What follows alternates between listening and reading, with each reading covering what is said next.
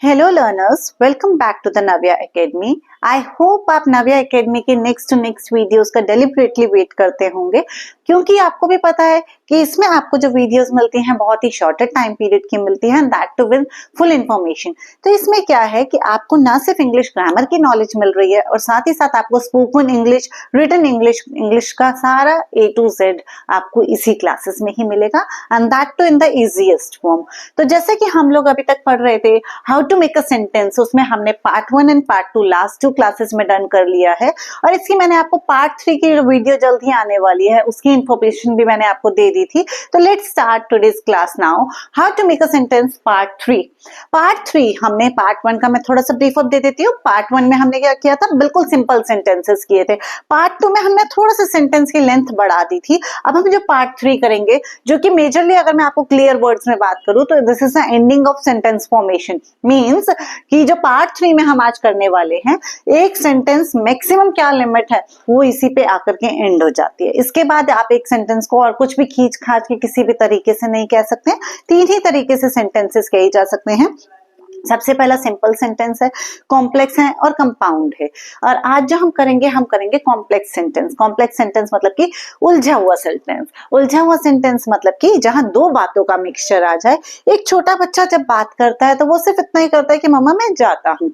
उसके बाद वो थोड़ा सा और इंफॉर्मेटिव सेंटेंस बनाता है, जैसे कि मम्मा मैं ट्यूशन जाता हूँ या मैं स्कूल जाता हूँ। उसके बाद वो जब और थोड़ा बड़ा हो जाता है, वो पूरी बात अपने अच्छे से कहने लग जाता है, तो वो क्या कहता है कि मम्मा जब मैं स्कूल से आ रहा था तो मैंने रास्ते में ये चीज देखी। मतलब उसने दो बातों को जोड़ करके एक सेंटेंस बनाया, उसी को बोलते हैं कॉम्प्लेक्स सेंटेंस, जो कि आज हम इंग्लिश में कॉम्प्लेक्स सेंटेंस बनाना सीखेंगे। तो इसका जो रूल होता है वो एज सिंपल एज दैट, बहुत ही सिंपल होता है, कोई टफ नहीं होता। अगर हमें इसका पार्ट 1 पार्ट 2 अच्छे से आ गया तो पार्ट 3 करना कोई मुश्किल बात नहीं है।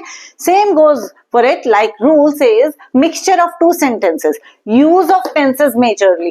इसमें जब हम पार्ट 3 मतलब कि कॉम्प्लेक्स सेंटेंस बनाने जा रहे हैं, तो इसमें हम दो सेंटेंसेस का मिक्सचर करेंगे, और दो सेंटेंसेस का मिक्सचर करते हुए कभी भी आप हिंदी में कोई एक सेंटेंस बना करके देखिएगा, जब आप दो बातों को इकट्ठा करते हैं तो आपका जो पहला सेंटेंस होता है वो कहीं ना कहीं पास्ट टेंस से रिलेटेड होता है।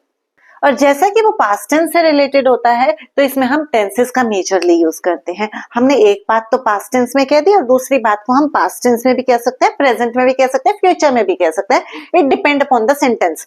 तो इसमें हमारा जो मेजरली यूज हो रहा है वो टेंसेस यूज हो रहे हैं। Let's take the first example now.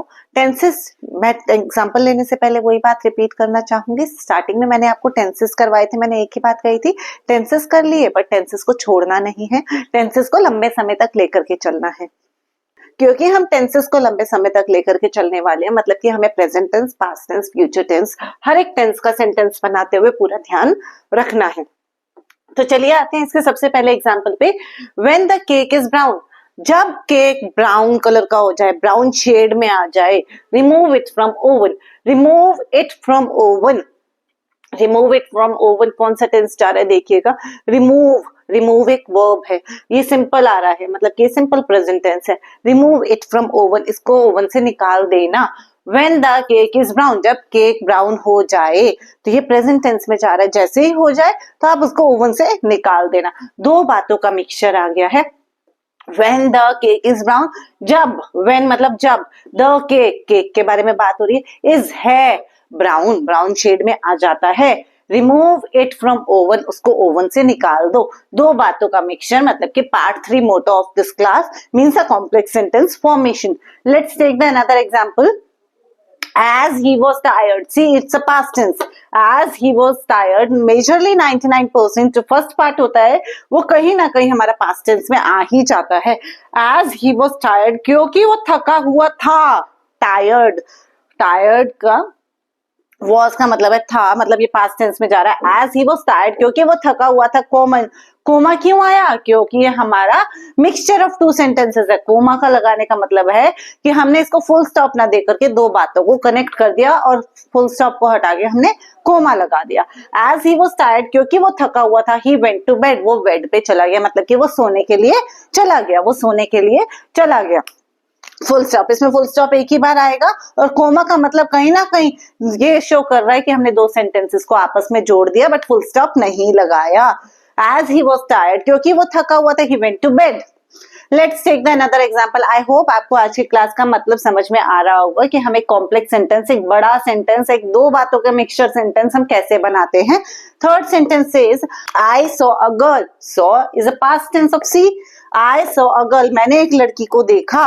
Who, यहाँ पे कोमा न लग के हु लग गया. जो हैड ब्लू आईज, जिसकी नीली आंखें थी. मैंने एक लड़की को देखा जिसकी नीली आंखें थी. अब ये दो बातों को कनेक्ट कर दिया किसने, जो कि हु वर्ड है. ये जो हु वर्ड है ये एक कंजक्शन है. कंजक्शन में मैं एक अलग से क्लास लूंगी. फिलहाल मैं आपको आज कॉम्प्लेक्स सेंटेंस पढ़ा रही हूँ. मैंने एक लड़की को देखा जिसकी नीली आंखें थी. तो ये भी एक हमारा कॉम्प्लेक्स सेंटेंस बन गया.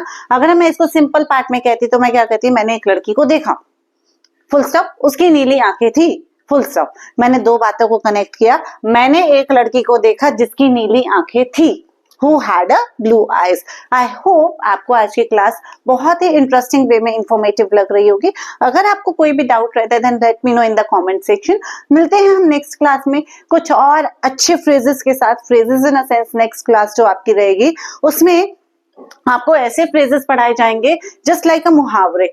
हम जब एक बहुत ही एडवांस्ड इंग्लिश बात करते हैं तो उस क्लास में हम क्या बात करते हैं, उस तरीके से हम क्या बात करते हैं कि हम बात पूरी ना करके उसकी जगह एक मुहावरा यूज करते हैं. तो मुहावरे से हमारी वो बात, उसका मीनिंग, उससे एक्सप्लेनेशन सब समझ में आ जाती है, लेकिन वर्ड्स थोड़े से होते हैं.